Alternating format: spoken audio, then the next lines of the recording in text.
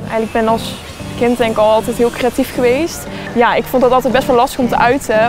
En toen op een gegeven moment begon ik wat meer daar met draaien te vinden. Dat ik echt dingen begon te bedenken en dat ik dacht, oh, misschien kan ik hier wel iets mee maken. Wat mij fascineert aan Expo is eigenlijk echt dat je gewoon zo'n ontzettend uiteenliggende dingen kan bedenken. Want je kan 2D-werk maken, maar je kan ook 3D-werk maken. Zoals bijvoorbeeld een installatie. Maar wat ook zo tof is dat je iets maakt en wat bij alle andere categorieën moet je het echt optreden en gaat het om een momentopname. En bij Expo werk je eigenlijk een heel lang proces naar iets toe, maar je hebt niet het momentopname en dat geeft soms ook wel heel veel rust eigenlijk. Ja.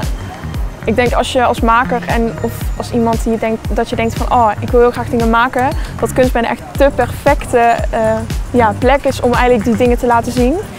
En daarnaast heeft kunstbende ook voor mij gewoon mensen betekend waar ik nu aan kan kloppen en zeg hey, ik heb dit nodig, kan je mij weer hierbij helpen? En gewoon ook heel veel mensen leren kennen. Ja, vooral ga het checken, want ik denk dat voor heel veel mensen kunstbende echt een hele mooie plek is om hun creativiteit te onderzoeken en te kijken wat ze leuk vinden en waar ze goed in zijn. Maar daarnaast ook gewoon een hele mooie plek om echt kansen te krijgen en een netwerk te vinden. Ja, ik denk dat dat gewoon echt voor heel veel mensen super tof is om te doen. Ja.